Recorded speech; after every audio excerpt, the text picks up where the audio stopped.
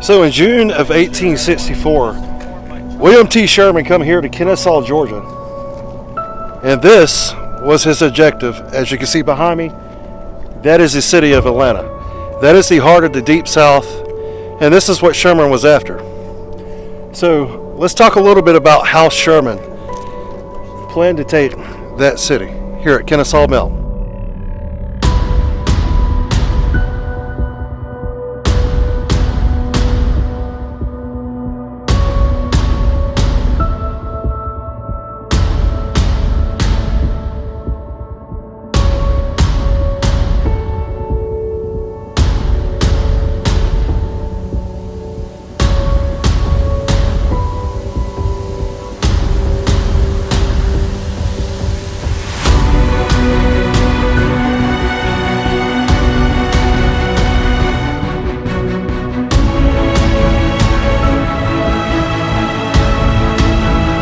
June 1864 saw General Ulysses S. Grant up around the Richmond area and saw the siege of Petersburg during that time frame starting to kick off.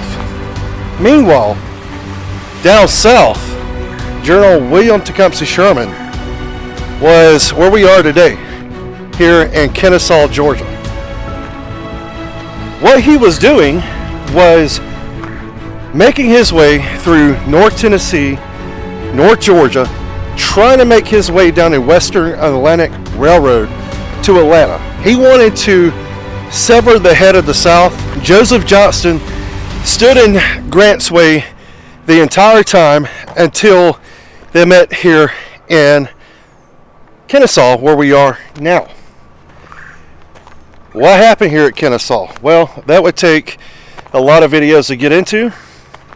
But what we are going to do today is show you the main action and the attack on the center in the place we are now at Cheatham's Hill in Kennesaw, Georgia. So what we're looking at is our approach to the main Confederate works here at Cheatham's Hill. And on June the 27th, 1864, this is where everything would bust loose here on Kennesaw Mountain. This is where Sherman would ultimately change his course of action. Up until June the 27th, Sherman would flank Johnston. He would hit him everywhere he could in Resaca, and all the battles leading up to this point, Sherman is doing nothing but outflanking Johnston. Why is Sherman pursuing Johnston so hard, and why is Johnston taking a stance against Sherman so hard? Well, it's because of the Western Atlantic Railroad, and that's how we ended up here in Kennesaw. Now, the other reason why we ended up here in Kennesaw was what you see right through your trees and down this hill is basically the land design. So on June the 27th, Sherman has to keep that Western Atlantic Railroad open. He has to keep that open to himself and protect it because that is his vital support line. Well, for Johnston and the Confederacy, that is also a vital supply chain leading into none other than the city of Atlanta, which is, as a crow flies, about 20 to 27 miles away. Well, we're going to take a look around and kind of show you the site here and talk about why the actions that occurred here on June the 27th, 1864 was so important. So what you're looking at right now is the dead angle. It's also been referred to as the dead elbow and a multitude of other names. Why was it called that? Well, right behind me is the Confederate earthworks. What were earthworks? Breastworks. This is the positions that the Confederate Army dug. They started digging this roughly around June the 19th. And on June the 27th, this position was somewhat fortified. And then this is where everything will bust loose on the June the 27th. In the days leading up to June the 27th, the Union Army was stretched out in the tree line you see right behind me, behind this field, on that ridge, and they were bombarding this position. So what you're looking at right now is the breastworks that the Confederate Army built here from June the 19th roughly until June the 27th. And why was this position right here so important? Well, it was a salient in this position, which was made mostly because of the land features. Well, that salient created a problem for the Confederacy and for the Union. The Confederates, well, if you stand where I'm standing now, and you got the Union charging towards you from this ridge line in this field towards you, you can't see them because the true military crest is right down below that, and we'll talk more about that in a minute. But here they fortified earthworks. It was consisting of head logs. They have planks down below to let the guys stand on as shooting platforms. And these things were roughly, I've read some accounts they were 7 foot high. Whether or not that's true, I don't know. I don't think any of us really will. But we do know how it was designed due to ORs and due to other things that was written. But these were the Confederate positions. Now, what is a salient? Well, it's an angle. If you look, and I don't know how well you can see it on camera, this breastwork comes right to about where this tree is and makes a 90-degree turn. It comes all the way back down here and then turns again. This is like a pimple. This was your point. And this is the point that Sherman saw and he wanted them to take. If you read accounts, the guys dug in here were engineers. The soldiers dug in here. They had spades, axes, everything you could think of. And all these trees were gone. They leveled these trees. And, well, this is where they dug in. So to kind of give you an idea of what we're looking at, this is an artist's rendition of the positions that is right behind us. And if you'll see, you've got the head logs here, and then you've got the shooting platforms here, and then the men standing up here and firing with abattis, chevaux de frise, and free out in the field that is in front of us. That is an artist's rendition of this exact position. Now, there was a lot of problems that was posed here when the Union Army attacked, and there was a lot of problems for the Confederates when the Union Army attacked. That is because on the days leading up to the building of these works, the Confederate engineers come up here, and they were spotting out of the position where to actually put these. Well, it was at night when these guys were laying this out, so what ended up happening is they misjudged. The true military crest, as we call it, is right down there where that fence is, about 30 yards from the main works.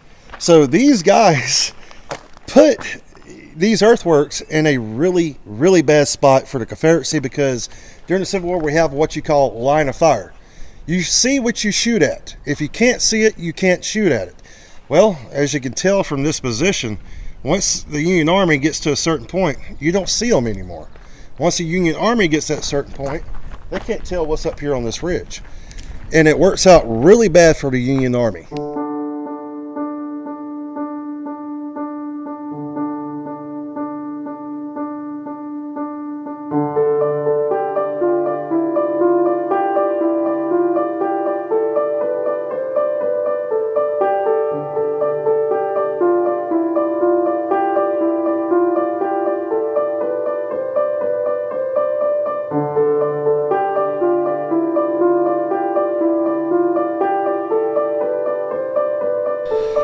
So we're headed down to what was the true military crest of this position to talk a little bit more about the Union advance and the problems that they encountered hitting this fortified position of the Confederates. Now, if you look behind me, just over my shoulder, that is the position of the Confederate earthworks. Well, as you can see, the deeper I go down, the more you can't see. So if we get here to our military crest, right beyond this fence here, well, once you get right here, the Union Army can't see up, and the Confederate Army, well, they can't see down.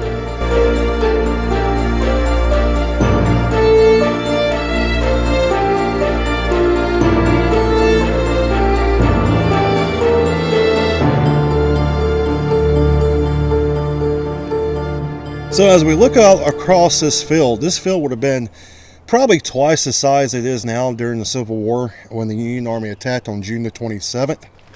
And you can see the true military crest right along this fence row and right here where we're standing now. Like I said, you look up right here behind the monument, you can't see anything behind that monument. And that's the Confederate positions. Well, the Confederates can't see them, and the Union can't see the Confederates. So what ends up happening is the Union charged this hill all the way to the Confederate breastworks. And when I say all the way to the Confederate breastworks, I mean they got within arm's distance. There was hand-to-hand fighting. And what ends up happening is this battle causes about 4,000 casualties. It is a absolute just loss in reality for Sherman. Even though they wound up taking this place, Johnston pulls back because Sherman starts outflanking. So he decides to pull his troops back. But in all reality, Johnston could have held here if he wouldn't have been flanked for, man knows how long. But during the battle, there are several reports of the men who actually fought here. And one of them tells about his friend getting killed right next to him and then seeing the earthworks decimated. Well, that all was a result of what happened here on June the 27th. Now, a couple of other little stories about this battle that is pretty neat.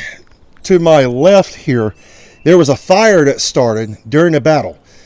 Well, one of the Confederate soldiers, the fire was burning the Union wounded alive. So one of the Confederate soldiers just felt really bad. One of the officers did, stood on top of the breastworks and waved the white flag and gave them a little dead opportunity to come out, save their men, bury their men. And then another story is Union soldiers were actually in this position where I am right now. And after June the 27th, they got stuck here. They were here for 6 days, exchanging fire with 30 yards away, Confederates entrenched right in those breastworks. And they come up with a plan. And they started grabbing cups, knives, plates, spoons, whatever they could grab, and started building a tunnel. Now, this tunnel was supposed to go off up under the Confederate works on July the 4th, but Johnston pulled back around the 2nd or 3rd. So that never happened. Of course, consequently, at the same time this was going on, they didn't know that this exact same thing was being done in Petersburg. So just a pretty cool little hidden gem of the Battle of Kennesaw Mountain here at the Dead Angle.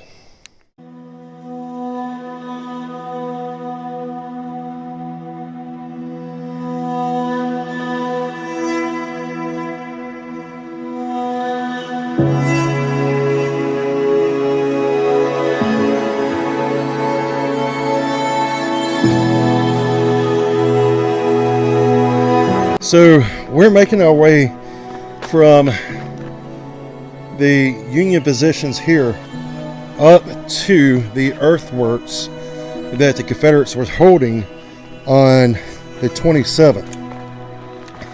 It's a pretty steep incline. I don't think the camera does it justice, but as you come up here, it is a pretty good real run if that's what these guys were doing. So once you come up that hill, you get this spot, and these are the Confederate works. Now we can't go into Confederate works because for preservation, you just aren't allowed to do that, and we want to respect that and help preserve these works. But in this spot, you had Colonel Dan McCook Jr. He was a former law partner of General Sherman. And that was before the Civil War.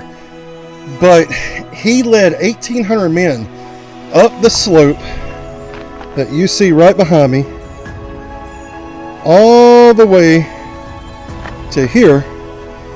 And when he got here, he in this very spot, he started yelling something like, surrender. And they stuck a musket right to his side, pulled the trigger. Well, old Dan fell right here in this very spot. And this is about where the Confederate who killed him was standing.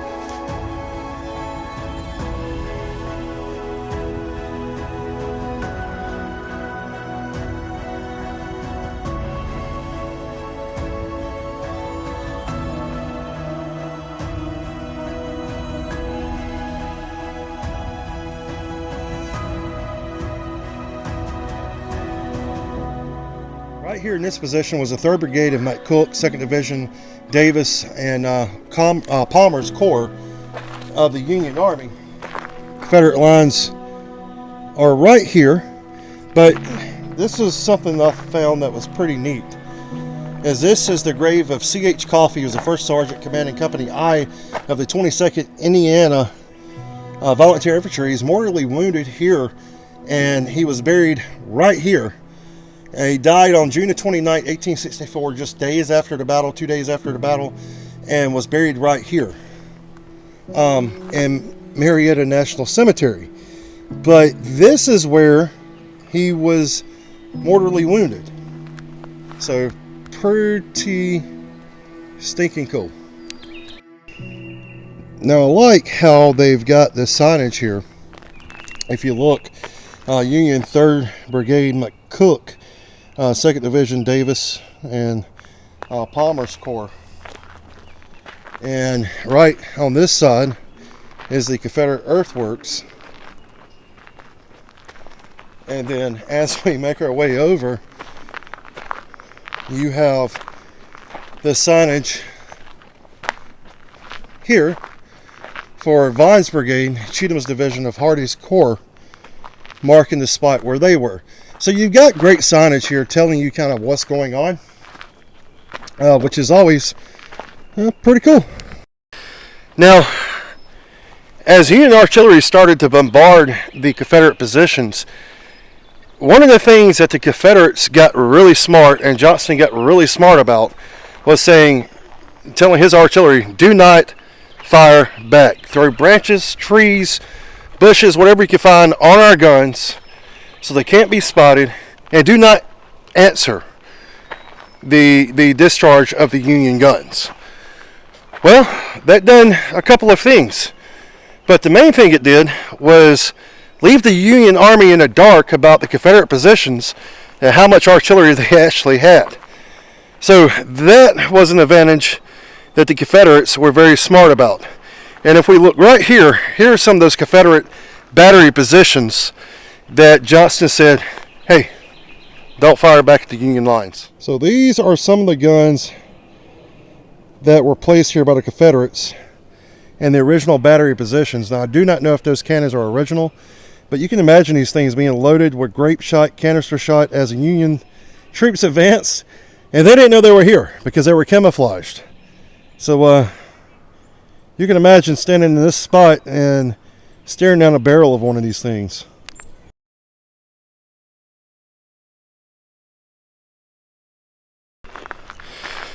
So some very cool stuff going on here at the Dead Angle. And in order to, I'm not even scratching the surface here. I'm really not even going into depth about this at all. You could read the book Kennesaw Mountain by Earl J. Hess. Awesome narrative of this campaign and battle. And if you want a personal account, Company H, I'll put that book up here. Probably one of the best first-hand accounts I've ever read.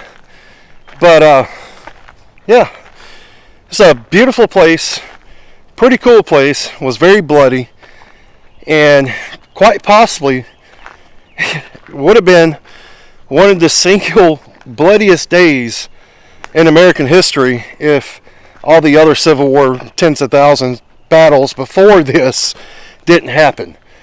So this was a pretty bloody day. Well, until next time, guys, from Kennesaw Mountain to the next place, we'll see you down the road. Keep preserving history. Stay safe. See you soon.